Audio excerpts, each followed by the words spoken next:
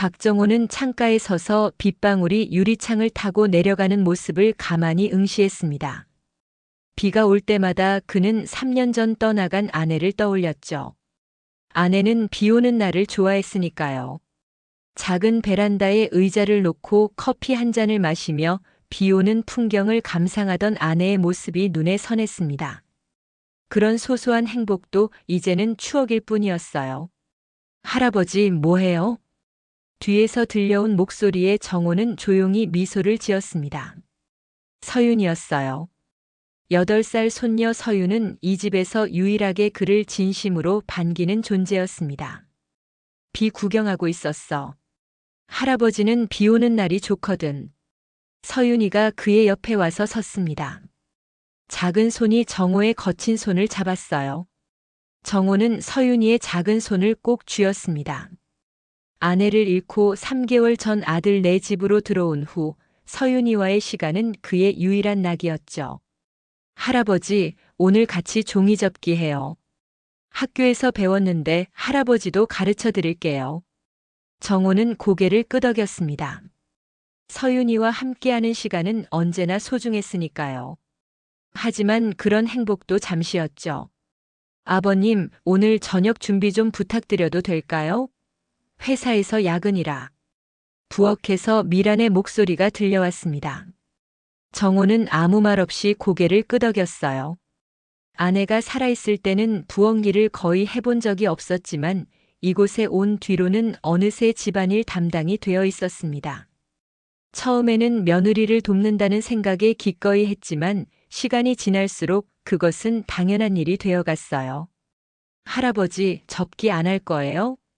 서윤이가 실망한 표정으로 물었지만 정호는 부드럽게 손녀의 머리를 쓰다듬었습니다. 미안해, 서윤아. 저녁 먼저 준비하고 나서 하자. 할아버지가 맛있는 것 해줄게. 서윤이는 실망한 표정을 감추지 못했지만 곧 고개를 끄덕였어요. 정호는 부엌으로 향했습니다. 냉장고를 열자 반찬거리가 몇 개 보였어요. 정호는 묵묵히 앞치마를 두르고 저녁 준비를 시작했습니다. 시간이 흘러 저녁이 다 되어갈 무렵 현관문이 열리는 소리가 들렸습니다. 정호의 아들 재우가 돌아온 것이었죠. 재우는 대기업 과장으로 일하느라 항상 바빴습니다. 집에 돌아와서도 그는 스마트폰을 손에서 놓지 않았어요. 아버지, 저녁 준비됐어요? 재우는 인사도 없이 물었습니다. 정호는 괜찮다는 듯 고개를 끄덕였어요. 곧 다 됐어. 손이나 씻고 오너라. 식탁에 앉은 가족들 하지만 진짜 가족 같은 느낌은 없었습니다. 재우는 식사 내내 스마트폰을 보며 회사 메일을 확인했고 미라는 내일 있을 일에 대해 얘기하느라 바빴어요. 오직 서윤이만이 할아버지에게 오늘 학교에서 있었던 일들을 제잘거렸습니다. 식사가 끝나고 정호가 설거지를 마치고 있을 때였어요. 미란이 다가와 조심스레 말을 꺼냈습니다. 아버님, 서윤이가 먹다 남긴 딸기 우유랑 식은 피자 있는데 드셔도 괜찮겠죠? 요즘 물가도 비싸고 버리기 아까워서요. 그 순간 정호의 마음속 무언가가 무너져 내렸습니다. 하지만 그는 아무 말 없이 웃으며 고개를 끄덕였어요. 미소 뒤에 숨겨진 그의 상처를 아무도 알아채지 못했습니다. 네, 괜찮습니다. 짧게 대답한 정호의 목소리에선 아무런 감정도 읽을 수 없었습니다. 하지만 그의 가슴 속에선 무언가가 조용히 갈라지고 있었어요. 다음 날 아침 정호는 평소보다 일찍 눈을 떴습니다. 6시 30분, 아직 집안은 고요했죠. 그는 조용히 침대에서 일어나 창문을 열었습니다. 어제의 비는 그쳤지만 아직 하늘은 흐렸어요. 정호는 한숨을 내쉬며 거울 앞에 섰습니다. 75살의 그는 여전히 단단한 체격을 유지하고 있었지만 주름진 얼굴과 흰머리는 세월의 흐름을 고스란히 보여주었어요. 이제 난 뭐지? 정호는 작게 중얼거렸습니다. 평생 기술자로 살아온 그에게 일은 삶의 중심이었어요. 손끝으로 만들어내는 것들에 자부심을 가지고 살아왔죠. 하지만 은퇴 후 그리고 아내를 잃은 후 그의 삶은 무엇을 위해 살아가는가라는 질문 앞에 멈춰 서 있었습니다. 아침 식사를 준비하며 정호는 어제 저녁의 일을 떠올렸어요. 식은 피자와 딸기 우유. 그것은 단순한 음식이 아니었습니다. 그것은 자신의 위치를 확인시켜주는 쓰라린 현실이었죠. 이 집에서 그는 소중한 아버지가 아닌 편리한 도우미에 불과했습니다. 할아버지, 오늘은 학교 데려다 주세요. 서윤이가 졸린 눈으로 부엌에 들어왔습니다. 정호는 미소를 지으며 손녀의 머리를 쓰다듬었어요. 그래, 할아버지가 데려다 줄게. 빨리 씻고 와. 서윤이를 학교에 데려다 주는 것은 정호의 하루 중 가장 행복한 시간이었습니다. 손을 잡고 걸으며 나누는 대화, 학교 앞에서 받는 작별 키스, 이런 소소한 순간들이 그의 삶에 의미를 부여했죠. 할아버지, 오늘 학교 끝나고 같이 공원 갈까요? 서윤이가 물었어요. 정호는 기쁜 마음으로 고개를 끄덕였습니다. 그래, 할아버지가 4시에 데리러 올게. 학교 앞에서 서윤이를 보내고 돌아오는 길, 정호는 동네 공원 벤치에 앉았습니다. 오랜만에 담배를 꺼내 물었어요. 아내가 살아있을 때는 건강을 위해 끊었지만 요즘은 간간히 피우곤 했습니다. 담배 연기가 하늘로 피어오르는 것을 바라보며 정호는 자신의 삶을 돌아보았어요. 이봐, 정호. 자네 아니었나? 낯익은 목소리에 정호는 고개를 들었습니다. 오성만이었어요. 예비역 장군 출신인 성만은 정호의 오랜 친구였습니다. 둘은 같은 동네에 살았지만 정호가 아들네 집으로 들어온 후로는 자주 만나지 못했죠. 성만이, 오랜만이군. 두 노인은 반갑게 악수를 나눴습니다. 성만은 정호 옆에 앉았어요. 어떻게 지내나? 아들 내 집에서 잘 지내고 있다고 들었네만. 정호는 잠시 대답을 망설였습니다. 그간의 상황을 어떻게 설명해야 할지 몰랐죠. 하지만 오랜 친구 앞에서 가면을 쓰고 싶지는 않았습니다. 글쎄, 잘 지내긴 하는데, 뭐랄까 좀 이상해. 성만은 정호의 표정을 살피더니 담배를 하나 꺼냈어요. 어떻게 이상한지 말해보게. 정호는 한숨을 내쉬었습니다. 그리고 천천히 입을 열었어요. 아내를 잃고 난 후의 외로움, 아들 내 집에 들어와 느낀 소외감, 그리고 어제 있었던 식은 피자 이야기까지 쌓아두었던 마음이 조금씩 흘러나왔습니다. 어제는 며느리가 그러더군. 서윤이가 먹다 남긴 딸기 우유랑 식은 피자 드셔도 괜찮죠? 라고 말이야. 성만은 입을 다물었습니다. 담배 연기를 길게 내뿜은 후 그는 정호의 어깨를 가볍게 두드렸어요. 정호야, 사람은 말이야. 늙었다고 함부로 대하면 안 되는 법이지. 자네도 알잖나? 나이가 들면 존중받기가 점점 어려워진다는 걸. 정호는 고개를 끄덕였습니다. 성만의 말이 가슴에 와닿았어요. 그런데 말일세, 자네가 그 집에 들어가기 전에 공동명의로 아파트 계약했다는 얘기 들었는데 맞나? 정호는 놀란 표정으로 성만을 바라보았습니다.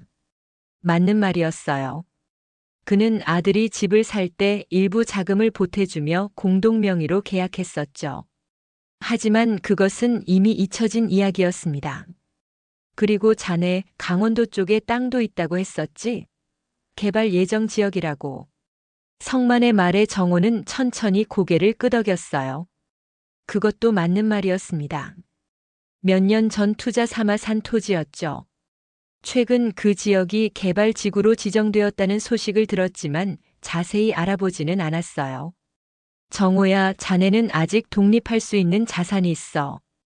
기술 특허료도 아직 들어오고 있잖나? 왜 자존심 버리고 그렇게 살아? 성만의 날카로운 지적에 정호는 말문이 막혔습니다. 그 말이 맞았어요. 그는 아직 자신만의 삶을 살 수 있는 힘이 있었습니다. 하지만 왜 이렇게 자신을 작게 만들고 있었을까요? 사람은 자존심을 버리면 그냥 껍데기만 남는 거야. 자네가 내 친구로서 안타까워서 하는 말이네. 성만의 말은 정호의 가슴 깊은 곳을 흔들었습니다. 이제야 그는 자신이 무엇을 해야 하는지 알 것 같았어요. 집으로 돌아오는 길 정호의 발걸음은 평소보다 무거웠습니다. 성만의 말이 그의 머릿속을 맴돌았어요. 과연 자신은 이대로 살아야 하는 걸까?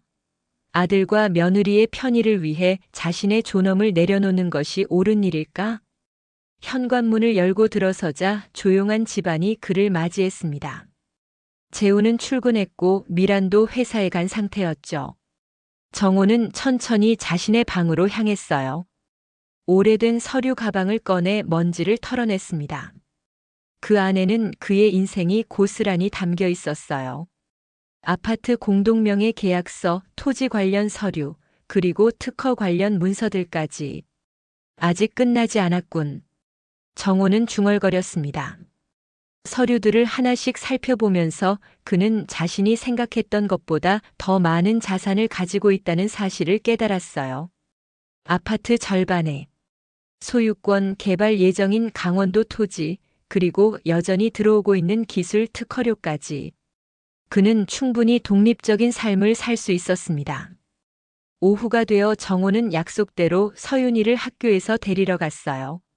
손녀의 해맑은 웃음이 그를 반겼습니다. 하지만 오늘은 공원에 가지 않고 다른 곳으로 향했어요. 할아버지, 여기가 어디예요? 서윤이가 궁금한 듯 물었습니다. 정호는 미소를 지었어요. 변호사 사무실이란다. 할아버지가 잠깐 상담을 받아야 해서. 변호사와의 상담은 생각보다 명쾌했습니다. 정호의 권리는 법적으로도 확실했어요. 아파트 소유권 문제, 토지 개발 보상금 청구 절차, 그리고 특허료 관리까지.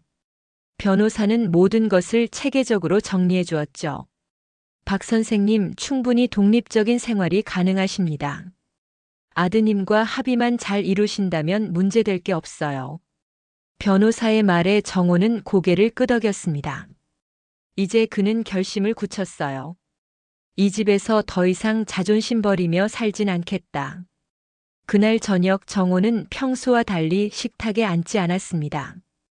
대신 오랜만에 정장을 차려입고 외출 준비를 했어요. 재우와 미라는 의아한 표정으로 그를 바라보았죠.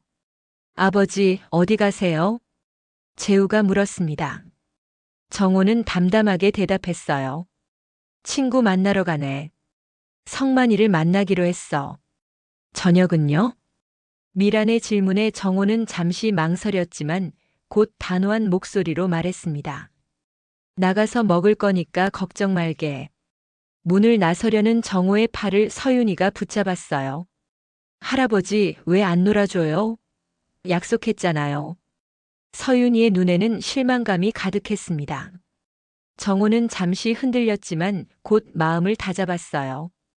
그는 조용히 손녀의 머리를 쓰다듬었습니다. 서윤아, 미안하구나. 할아버지가 중요한 일이 있어서 그래. 내일 꼭 같이 놀자. 성만을 만나 저녁을 함께 하면서 정호는 자신의 결심을 이야기했습니다. 성만은 진지하게 들어주었어요. 그래, 결심했으면 행동으로 옮기는 게 좋지. 너무 오랫동안 참았어. 다음 날 정호는 아침부터 짐을 정리하기 시작했습니다. 많지 않은 짐이었어요. 옷가지와 몇 권의 책, 그리고 아내와의 추억이 담긴 사진들. 그게 전부였죠. 재우가 출근하기 전 정호는 그를 불렀습니다. 재우는 의아한 표정으로 아버지를 바라보았어요. 아버지, 무슨 일이세요? 정호는 탁자 위에 서류 봉투를 올려놓았습니다. 그 안에는 아파트 공동명의 계약서와 변호사가 정리해준 자산 목록이 들어있었어요. 재우야, 나 이 집에선 더는 못 살겠다. 재우의 표정이 굳어졌습니다. 그는 잠시 말을 잇지 못했어요. 왜? 갑자기 그러세요? 뭐 불편한 거라도 있으셨어요? 정호는 쓴웃음을 지었습니다. 아들은 정말 몰랐을까? 아니면 모른 척 했을까? 불편함이 아니라 존중이 없어서 그런다. 너희에게 내가 무엇인지 생각해봤니? 재우는 당황한 기색이 역력했습니다. 그는 머뭇거리며 입을 열었어요. 아버지, 저희가 어떻게 해드렸길래? 사실은 아버지 요양원으로 모시는 게 어떨까 해서요. 케어도 필요하시고. 그 말에 정호의 눈빛이 차갑게 변했습니다. 아들의 본심이 드러난 순간이었어요. 요양이 필요한 건 마음 없는 너희들이야. 정호의 단호한 목소리에 재우는 할 말을 잃었습니다. 그때 미란이 부엌에서 나왔어요. 무슨 일이에요? 정호는 미란을 바라보았습니다. 그리고 천천히 말했어요. 나 오늘 이 집에서 나간다. 내 집으로 돌아갈 거야. 미란은 당황한 표정으로 재우를 바라보았습니다. 재우도 어쩔 줄 몰라 했어요. 정호는 짐가방을 들고 현관으로 향했습니다. 아버지, 갑자기 어디로 가시려고요? 재우가 다급하게 물었지만 정호는 대답하지 않았어요. 대신 서윤이에게 다가가 따뜻한 포옹을 해주었습니다. 서윤아, 할아버지가 잠시 할아버지 집에 다녀올게. 곧 만나자. 서윤이는 울먹이며 고개를 끄덕였어요. 정호는 마지막으로 재우와 미란을 바라보았습니다. 나중에 연락하마. 짧은 인사를 남기고 정호는 집을 나섰습니다. 봄바람이 그의 얼굴을 스쳤어요. 그것은 마치 새로운 시작을 알리는 신호 같았습니다. 정호는 오랜만에 자신의 아파트로 돌아왔습니다. 문을 열자 먼지 냄새가 코를 찔렀어요. 3개월 동안 비어있던 공간은 차갑고 낯설게 느껴졌습니다. 하지만 이상하게도 그의 마음은 편안했어요. 이곳은 그와 아내가 함께 꾸며온 공간이었고 그들의 추억이 곳곳에 스며있는 진짜 집이었으니까요. 다녀왔소. 정호는 아내의 사진을 바라보며 중얼거렸습니다. 사진 속 아내는 여전히 환하게 웃고 있었어요. 정호는 짐을 내려놓고 창문을 활짝 열었습니다. 봄바람이 실내를 가득 채웠어요. 이제 무엇부터 해야 할까? 정호는 천천히 집안을 둘러보았습니다. 청소도 해야 하고 냉장고도 채워야 했죠. 하지만 그보다 먼저 해야 할 일이 있었어요. 그는 서재로 향했습니다. 오래된 책상 서랍을 열자 강원도 토지 관련 서류들이 나왔어요. 이제 움직일 시간이군. 정호는 성만에게 전화를 걸었습니다. 그의 도움이 필요했어요. 성만아, 나 정호다. 부탁이 있어. 성만은 기꺼이 도움을 주겠다고 했습니다. 그는 개발공사 관련 지인이 있었고 정호의 토지 보상 문제를 알아봐 주겠다고 약속했어요. 전화를 끊고 나니 정호의 마음이 한결 가벼워졌습니다. 다음 날 정호는 일찍 일어나 집안 청소를 시작했어요. 먼지를 털고 바닥을 닦고 오래된 물건들을 정리했습니다. 그 과정에서 아내와의 추억이 담긴 물건들을 발견할 때마다 그는 잠시 멈춰 서서 그 시간들을 떠올렸어요. 슬픔보다는 감사함이 먼저 느껴졌습니다. 그들은 행복했었으니까요. 오후가 되자 성만이 찾아왔습니다. 그는 반가운 소식을 가져왔어요. 정호야, 내가 알아보니까 자네 토지가 핵심 개발 구역에 포함됐더군. 보상금이 상당할 거야. 성만이 가져온 서류를 살펴보니 예상보다 많은 금액이 적혀 있었습니다. 3억 7천만 원. 적지 않은 돈이었어요. 이 정도면 새 출발하기에 충분하겠어. 정호의 말에 성만은 고개를 끄덕였습니다. 그리고는 호기심 어린 눈으로 물었어요. 그래서 어떤 계획이 있는 건가? 정호는 잠시 생각에 잠겼습니다. 사실 구체적인 계획은 아직 없었어요. 다만 한 가지 확실한 것은 이제는 자신을 위한 삶을 살고 싶다는 것이었죠. 글쎄, 아직 정확하게 정하진 않았어. 하지만 언제나 동해안 바닷가에서 살고 싶었거든. 아내와 함께 꿈꿔온 일이었어. 그날 밤 정호는 지도를 펼쳐놓고 동해안 소도시들을 살펴보았습니다. 강릉, 속초, 아니면 더 조용한 곳? 여러 도시들을 검색하던 중 한 작은 어촌 마을이 눈에 들어왔어요. 바다가 가깝고 평화로워 보였습니다. 다음 날 아침 정호는 일찍 일어나 그 마을로 떠났습니다. 기차를 타고 4시간가량 달려 도착한 마을은 생각했던 것보다 더 아름다웠어요. 해안선을 따라 늘어선 작은 집들, 파도 소리, 그리고 바다 내음까지 모든 것이 그의 마음을 사로잡았습니다. 마을을 걷던 중 정호는 매매라는 팻말이 붙은 작은 건물을 발견했습니다. 1층은 카페처럼 보였고 2층은 주거 공간이었어요. 혹시 이 건물 매매 문의는 어디서 하나요? 지나가는 주민에게 물어보니 마을 입구에 부동산을 찾으면 된다고 알려주었습니다. 정호는 서둘러 그곳으로 향했어요. 부동산에서 알게 된 사실은 더욱 흥미로웠습니다. 그 건물은 전 주인이 베이커리 카페로 운영하다 사정이 생겨 급매로 내놓은 상태였어요. 가격도 토지 보상금으로 충분히 감당할 수 있는 수준이었죠. 이 건물 좀 둘러봐도 될까요? 부동산 중개인의 안내로 건물을 살펴본 정호는 마음이 설렜습니다. 1층의 카페 공간은 넓지 않았지만 아늑했고 2층의 주거 공간도 한 사람이 살기에 충분했어요. 게다가 창문으로 바다가 보였습니다. 여기다. 정호의 확신에 찬 목소리에 부동산 중개인은 미소를 지었습니다. 계약 절차를 밟기로 하고 정호는 서울로 돌아왔어요. 집으로 돌아오는 길 정호의 휴대폰이 울렸습니다. 재우였어요. 정호는 잠시 망설이다 전화를 받았습니다. 아버지, 어디 계세요? 걱정했어요. 재우의 목소리는 평소보다 조심스러웠습니다. 정호는 담담하게 대답했어요. 걱정할 것 없다. 내 집에서 지내고 있어. 그런데 갑자기 왜 그러셨어요? 정호는 한숨을 내쉬었습니다. 아들은 정말 이해하지 못하는 걸까? 아니면 이해하기 싫은 걸까? 재우야, 나도 사람이야. 존중받고 싶고 내 삶을 살고 싶어. 너희 집에서는 그게 불가능했어. 전화 너머로 잠시 침묵이 흘렀습니다. 그리고 재우가 조심스럽게 말을 이었어요.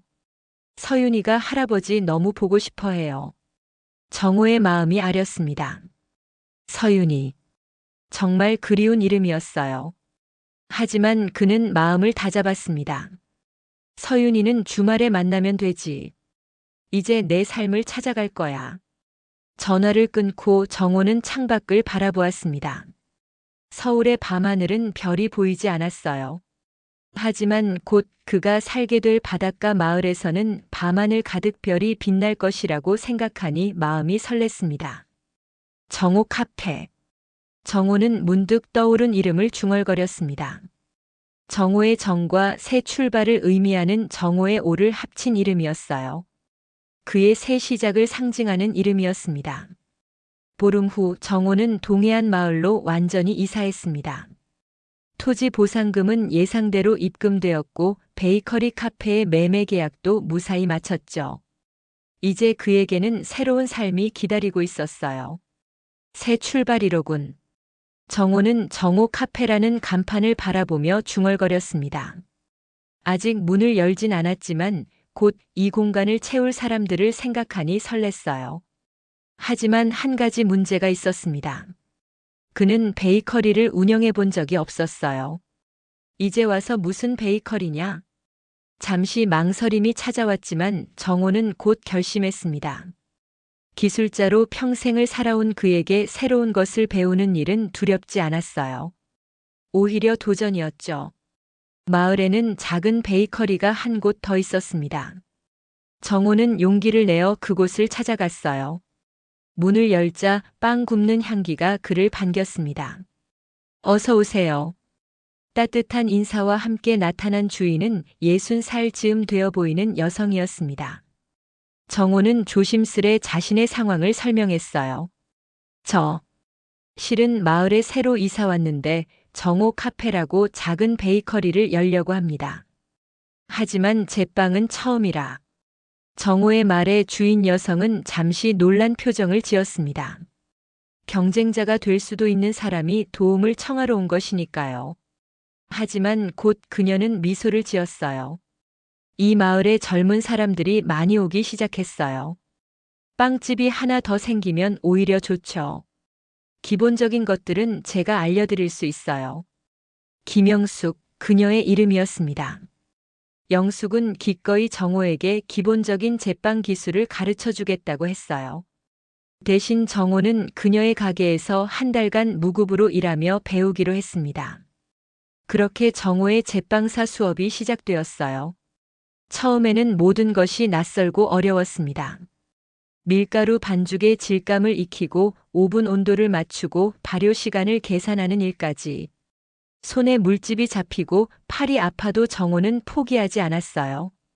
이렇게 하면 안 됩니다, 정호 선생님. 반죽은 더 부드럽게 다뤄야 해요. 영숙의 조언에 정호는 묵묵히 고개를 끄덕였습니다. 기술자로서의 자존심은 잠시 내려놓고 초보자의 마음으로 배웠어요. 그러기를 열흘 정호의 손에서도 점차 모양이 갖춰진 빵이 나오기 시작했습니다. 와, 이번엔 정말 잘 됐네요. 선생님 소질 있으세요. 영숙의 칭찬에 정호는 쑥스러운 듯 웃었습니다. 오래간만에 느끼는 성취감이었어요. 한 달의 수업이 끝나갈 무렵 정호는 자신만의 시그니처 메뉴를 개발하고 싶어졌습니다. 여러 레시피를 연구하던 중 그는 문득 서윤이가 좋아하던 딸기 우유를 떠올렸어요. 딸기 우유 식빵. 정호는 딸기 에센스와 우유를 넣은 특별한 식빵 레시피를 개발했습니다. 첫 시도에서는 실패했지만 몇 번의 도전 끝에 마침내 성공했어요. 부드러운 식감과 은은한 딸기향이 특징인 빵이었습니다. 이거 정말 맛있네요. 서윤이의 딸기 우유 식빵이라고 이름 지으면 어떨까요? 영숙의 제안에 정호는 잠시 생각에 잠겼습니다. 서윤이. 그 이름을 떠올리자 가슴이 아렸어요. 하지만 동시에 그 이름은 그에게 힘이 되었습니다. 좋은 생각이네요. 그렇게 하겠습니다. 수업이 끝나고 정호는 본격적으로 정호 카페 오픈 준비에 돌입했습니다. 내부 인테리어부터 메뉴 구성, 재료 구매까지. 모든 과정이 쉽지는 않았지만 그는 매일매일 새로운 에너지로 가득 차 있었어요. 오픈 일주일 전 재우에게서 전화가 왔습니다. 정호는 약간의 망설임 끝에 전화를 받았어요. 아버지 잘 지내세요? 서윤이가 너무 보고 싶어 해서요. 정호는 깊은 숨을 들이마셨습니다. 서윤이를 그리워하는 마음은 그도 마찬가지였어요. 나도 서윤이가 보고 싶구나. 다음 주말에 시간 있니? 서윤이를 데려와 주면 좋겠구나. 전화기 너머로 재우의 놀란 기색이 느껴졌습니다. 아마도 아버지가 그렇게 쉽게 허락할 줄은 몰랐던 것 같았어요. 네, 물론이죠. 그런데 아버지 지금 어디 계신 거예요? 정호는 미소를 지으며 대답했습니다. 내 가게 준비 중이야. 정호 카페라고 동해안 작은 마을에서 베이커리 카페를 열 거란다. 베이커리요? 아버지가요? 재우의 의아한 반응이 왔지만 정호는 개의치 않았어요. 그는 이제 자신의 선택에 자신감이 있었으니까요. 그래, 나도 이제 내 삶을 살아보려고 한다. 서윤이가 좋아하는 딸기 우유 식빵도 만들었어. 정호의 말에 재우는 잠시 말을 잇지 못했습니다. 그리고는 조심스럽게 물었어요. 아버지, 정말 괜찮으세요?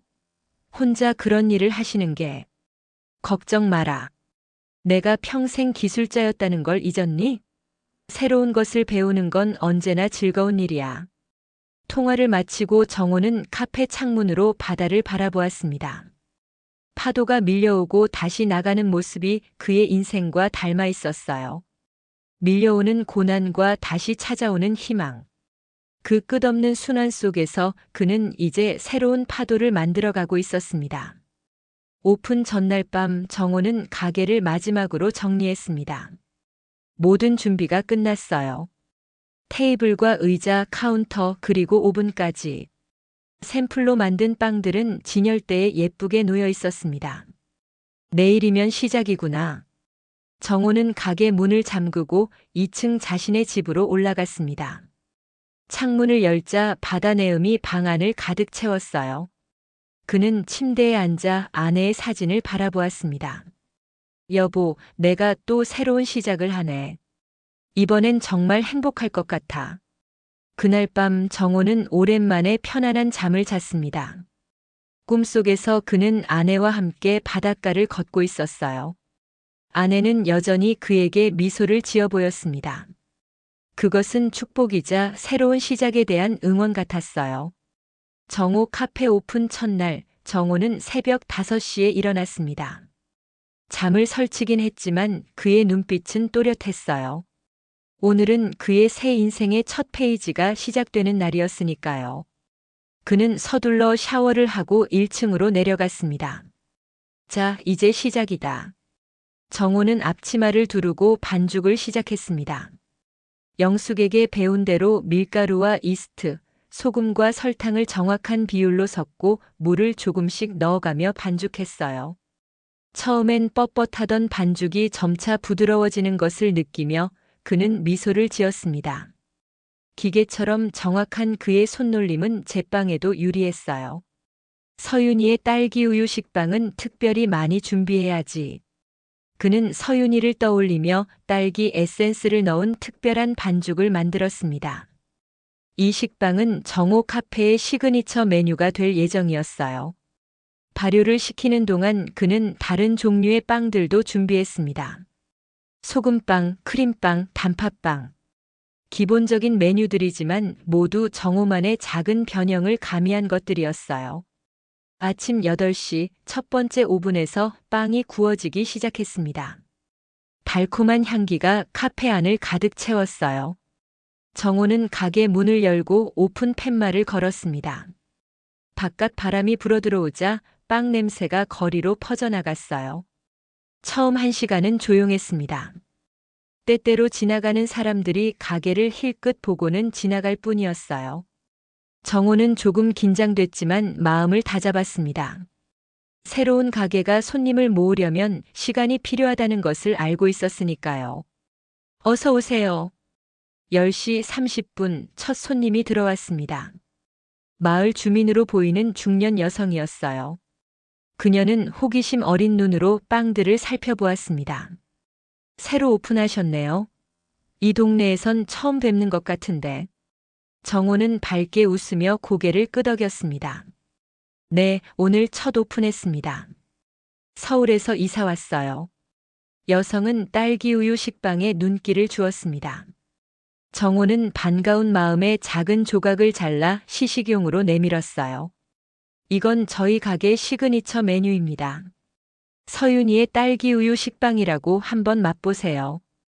여성은 빵 조각을 입에 넣고는 놀란 표정을 지었습니다. 와, 정말 부드럽고 맛있네요. 이거 하나 주세요. 첫 판매였습니다.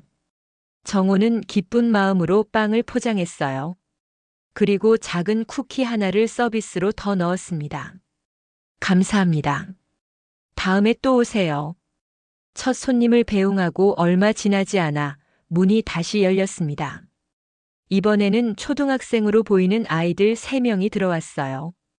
교복 차림이었는데 아마도 점심시간에 나온 모양이었습니다. 여기 새로 생겼대.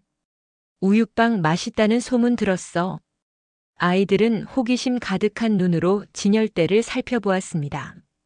정호는 미소를 지으며 그들을 맞이했어요. 어서 오세요, 학생들. 뭐가 먹고 싶니? 소문이 벌써 퍼진 모양이었습니다.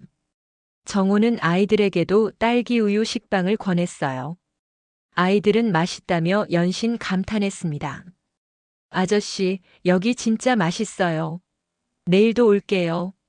아이들의 순수한 반응에 정호의 마음은 따뜻해졌습니다. 오랜만에 느끼는 보람이었어요. 그는 아이들을 위해 작은 쿠키를 서비스로 더 주었습니다. 내일 오면 또 다른 맛있는 빵도 있을 거야. 기대해도 좋아. 그렇게 첫날이 지나갔습니다. 생각보다 많은 손님은 아니었지만 모두 맛있다며 만족해했어요. 영숙도 잠시 들러 축하해 주었습니다. 첫날 치고는 정말 잘하셨어요. 마을 사람들이 수군거리는 소리 들었어요. 새로 온 할아버지가 만든 빵이 정말 맛있대라고요. 정호는 쑥스러운 듯 웃었습니다. 문득 그는 자신이 언제부터 할아버지로 불리게 되었는지 생각했어요. 하지만 이상하게도 기분 나쁘지 않았습니다. 오히려 그 호칭이 따뜻하게 느껴졌어요. 사실은 내 손녀를 위해 만든 레시피예요. 이번 주말에 손녀가 올 예정인데 맛있게 먹었으면 좋겠어요. 닫는 시간이 되자 정호는 남은 빵들을 정리했습니다.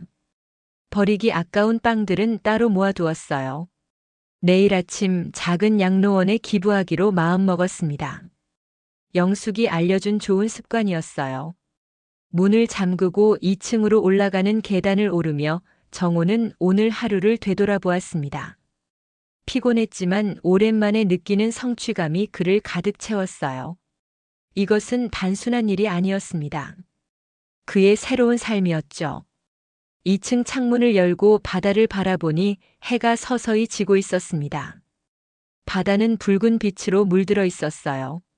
정호는 아내의 사진을 꺼내 창가에 놓았습니다. 여보, 오늘 내가 빵을 팔았어. 다들 맛있다고 했어. 당신도 맛봤으면 좋아했을 텐데. 바다를 바라보며 정호는 깊은 생각에 잠겼습니다. 그는 이제 아버지나 시아버지가 아닌 그저 박정호로 살고 있었어요.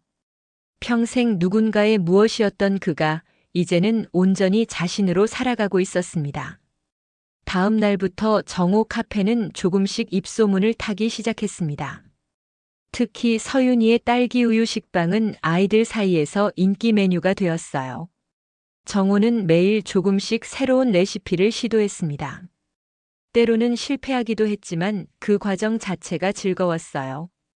그렇게 일주일이 지나고 드디어 서윤이를 만날 주말이 다가왔습니다. 정호는 특별히 서윤이가 좋아할 만한 간식들을 준비했어요. 딸기 우유 식빵은 물론 초콜릿 쿠키와 작은 컵케이크까지 모두 서윤이를 위한 것들이었습니다. 토요일 오전 정호는 평소보다 일찍 일어나 카페를 정리했습니다. 오늘은 서윤이를 위해 일찍 문을 닫을 예정이었어요. 그는 설레는 마음으로 창밖을 내다보았습니다. 곧 그리운 손녀를 만날 수 있다는 생각에 가슴이 뛰었어요. 하지만 기다리던 시간이 지나도 재우와 서윤이의 모습은 보이지 않았습니다. 정호는 불안한 마음에 전화를 걸었어요. 하지만 재우의 전화는 꺼져 있었습니다. 무슨 일이라도 있는 걸까? 정호는 걱정스러운 마음으로 카페 문을 닫았습니다. 그리고 2층으로 올라가 창가에 앉아 바다를 바라보았어요. 파도가 밀려오고 다시 나가는 모습이 그의 마음처럼 불안정해 보였습니다. 해가 저물 무렵 정호의 휴대폰이 울렸습니다. 화면에는 재우의 이름이 떠 있었어요. 정호는 빠르게 전화를 받았습니다. 재우야, 너희 어쩐 일이냐? 서윤이는? 전화기 너머로 들려오는 재우의 목소리는 평소와 달리 떨리고 있었어요. 아버지, 죄송합니다. 오늘 못 갑니다. 정호는 무언가 심상치 않음을 느꼈습니다. 재우의 목소리에는 뭔가 숨기는 듯한 기색이 역력했어요. 무슨 일이 있니? 솔직히 말해보거라. 잠시 침묵이 흐른 후 재우가 힘없는 목소리로 말을 이었습니다. 아버지, 집에 좀 와주시면 안 될까요? 중요한 얘기가 있어서. 정호는 눈을 감고 깊은 숨을 내쉬었습니다. 마음 한편으로는 가고 싶지 않았어요. 그곳은 이제 그의 집이 아니었으니까요. 하지만 재우의 목소리에서 느껴지는 절박함이 그를 움직였습니다. 알았다. 내일 아침 첫 기차로 가마. 다음 날 아침 정호는 서울행 기차에 몸을 실었습니다. 창밖으로 지나가는 풍경을 바라보며 그는 여러 생각에 잠겼어요. 재우에게 무슨 일이 생긴 걸까? 서윤이는 괜찮은 걸까? 온갖 걱정이 그의 마음을 채웠습니다. 서울에 도착한 정호는 곧장 재우의 집으로 향했습니다. 문을 여는 순간 그는 무언가 달라진 집안 분위기를 느꼈어요. 어둡고 침울했습니다. 재우가 현관에서 그를 맞이했어요. 아버지 오셨군요. 재우의 얼굴은 헬쑥했습니다. 눈 밑에는 다크서클이 짙게 내려앉아 있었어요. 정호는 걱정스러운 마음으로 물었습니다. 무슨 일이냐? 다들 어디 있니? 재우는 정호를 거실로 안내했습니다. 미란과 서윤이는 보이지 않았어요. 아버지 앉으세요. 드릴 말씀이 있습니다. 정호는 소파에 앉았습니다. 그리고 재우를 똑바로 바라보았어요. 무슨 일인지 말해보거라. 재우는 잠시 말을 잇지 못했습니다. 그러다가 갑자기 고개를 숙이더니 떨리는 목소리로 말했어요. 아버지, 제발 집을 팔아서 도와주세요. 미란이. 암이래요. 정호의 눈이 커졌습니다. 미란이 암이라니. 그것은 예상치 못한 소식이었어요. 무슨, 어떻게 된 일이냐? 재우는 천천히 상황을 설명했습니다. 미라는 한 달 전 건강검진에서 이상 소견이 나왔고 정밀 검사 결과 유방암 3기 판정을 받았다고 했어요. 수술과 항암 치료가 필요했지만 비용이 만만치 않았습니다. 회사 보험으로는 턱없이 부족해요. 지금 병원비도 감당하기 어려운데. 재우의 말에 정호는 깊은 고민에 잠겼습니다. 결국 아들은 돈 때문에 자신을 찾아온 것이었군요. 집을 팔지 말라는 것은 그 돈이 필요하다는 의미였습니다. 서윤이는? 정호가 물었습니다. 재우는 한숨을 내쉬었어요. 미란이 어머니 집에 있어요. 엄마가 아프다는 사실을 알면 서윤이가 너무 슬퍼할까봐. 정호는 창밖을 바라보았습니다. 마음 한구석이 무겁게 가라앉았어요. 미란이 아프다는 소식은 정말 안타까웠습니다. 하지만 동시에 재우가 자신을 찾아온 진짜 이유가 돈 때문이라는 사실이 그를 슬프게 했어요. 그래서 내가 집을 팔지 말고 그 돈으로 미란이 병원비를 대라는 거구나. 재우는 고개를 들지 못했습니다. 그의 침묵이 모든 것을 말해주고 있었어요. 아버지, 제가 잘못했습니다. 그동안 아버지를 제대로 모시지 못했어요. 하지만 지금은 정말 절박해서. 정호는 깊은 숨을 들이마셨습니다. 그리고 조용히 말했어요. 내 아내의 병은 정말 안타깝구나. 하지만 재우야, 그래서 이제야 날 사람 취급하려 하니? 재우의 눈에 눈물이 고였습니다. 그는 말을 잇지 못했어요. 내가 너희 집에 살 때는 나를 식은 피자를 먹여도 되는 사람, 요양원에 보내도 되는 사람으로 여겼지. 그런데 이제 와서 돈이 필요하니 갑자기 내가 중요해진 거냐? 정호의 말은 단호했지만 그의 눈에도 슬픔이 묻어났습니다. 재우는 고개를 푹 숙인 채 흐느꼈어요. 아버지, 정말 죄송합니다. 제가 잘못했어요. 정호는 일어섰습니다. 창가로 걸어가 바깥을 내다보았어요. 서울의 풍경은 여전했습니다. 하지만 그의 마음은 이미 바닷가 작은 마을에 가 있었어요. 미란이 병원비는 내가 보태주마. 하지만 그건 너희를 위해서가 아니라 서윤이를 위해서다.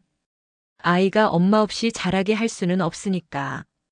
재우의 얼굴에 희망이 번졌습니다. 그는 눈물을 훔치며 고개를 들었어요. 정말 감사합니다, 아버지. 정호는 재우를 바라보았습니다. 그리고 담담하게 말했어요. 하지만 더 이상 너에게 기대하진 않는다.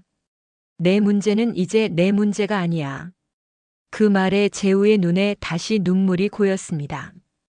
그는 무슨 말을 해야 할지 몰라 그저 고개만 끄덕였어요. 병원비는 내가 송금할 테니 계좌번호를 알려다오. 그리고 서윤이. 나중에 미란이가 좀 나아지면 할아버지 가게에 데려와 주렴. 서윤이의 딸기우유 식빵을 맛보게 해주고 싶구나.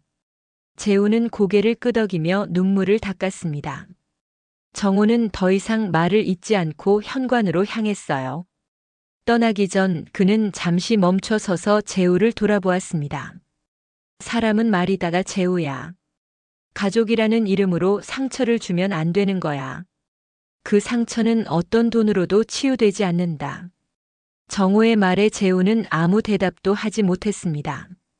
그저 눈물만 흘렸어요. 정호는 조용히 문을 열고 나갔습니다. 귀가하는 기차 안 정호는 창밖으로 흐르는 풍경을 바라보았습니다. 마음이 복잡했어요. 미란의 병은 정말 안타까웠습니다. 어떤 사람도 그런 고통을 겪어서는 안 되었죠. 하지만 동시에 그는 자신의 결정이 옳았다고 생각했어요. 나도 사람이니까. 정호는 작게 중얼거렸습니다.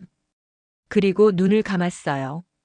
서울에서 멀어질수록 그의 마음은 조금씩 가벼워지는 것 같았습니다. 2층 창문에서 바라보는 바다가 그립다는 생각이 들었어요. 저녁 무렵 정호는 다시 정호 카페가 있는 작은 마을로 돌아왔습니다. 기차에서 내려 해안가를 따라 걷는 동안 그는 오늘 있었던 일들을 천천히 되새겼어요. 미란의 병, 재우의 눈물, 그리고 자신의 결정까지. 모든 것이 쉽지 않았지만 그는 후회하지 않았습니다. 카페 앞에 도착하자 정호는 잠시 멈춰 서서 간판을 올려다보았어요.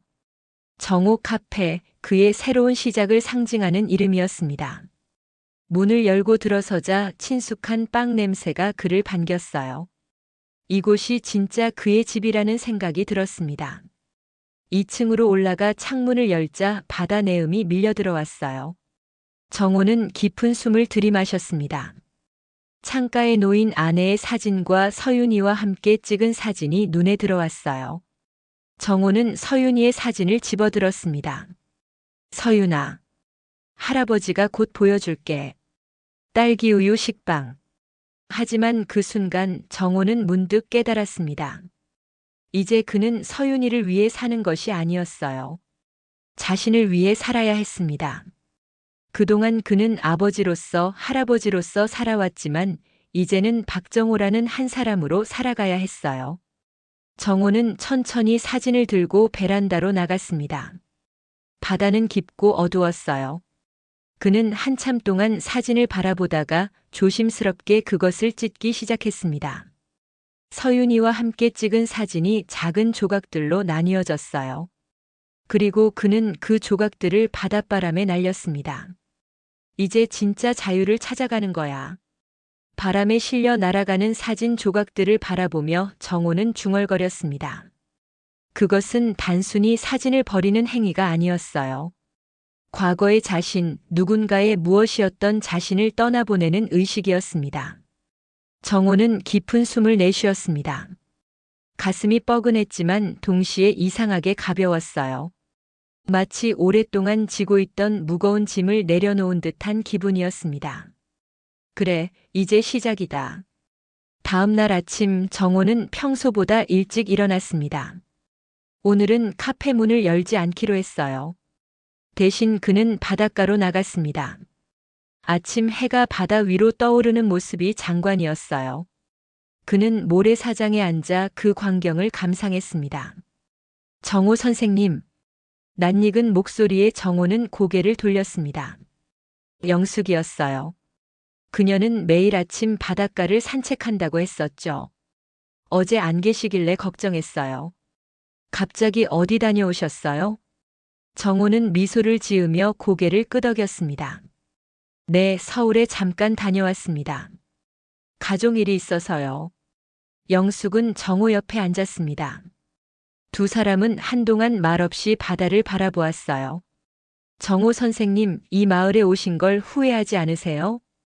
영숙의 질문에 정호는 잠시 생각에 잠겼습니다. 그리고 천천히 고개를 저었어요. 아니요, 후회하지 않아요. 오히려 더 일찍 오지 않은 걸 후회할 정도예요. 영숙은 미소를 지었습니다. 그리고 조심스레 물었어요.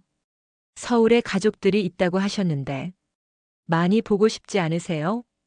정호는 깊은 숨을 들이마셨습니다. 그리고 담담하게 대답했어요. 그들은 내 가족이지만 동시에 남이 되었어요. 이상하게 들릴지 모르겠지만 때로는 가족이라는 이름이 사람을 더 외롭게 만들기도 해요. 영숙은 이해한다는 듯 고개를 끄덕였습니다. 그리고 문득 주머니에서 작은 종이 봉투를 꺼냈어요. 그런 의미에서 이거 드릴게요. 작은 선물이에요. 정호는 의아한 표정으로 봉투를 열었습니다. 안에는 작은 목각 인형이 들어있었어요. 배를 타고 있는 노인의 모습이었습니다. 우리 마을에선 새 출발을 하는 사람들에게 이 인형을 선물해요. 새로운 바다로 항해하는 사람이라는 의미에서요. 정호는 감동한 마음으로 인형을 바라보았습니다.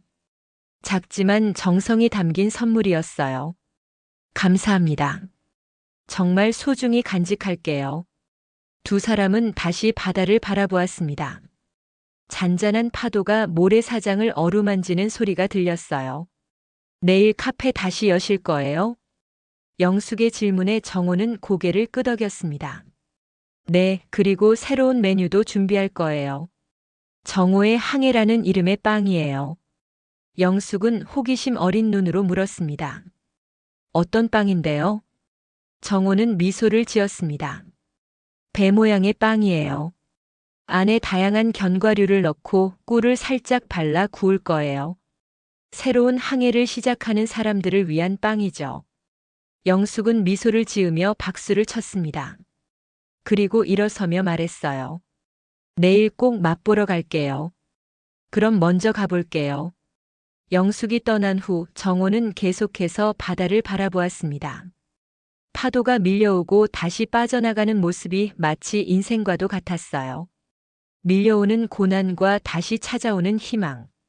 그 끝없는 순환 속에서 그는 이제 자신만의 항로를 찾아가고 있었습니다.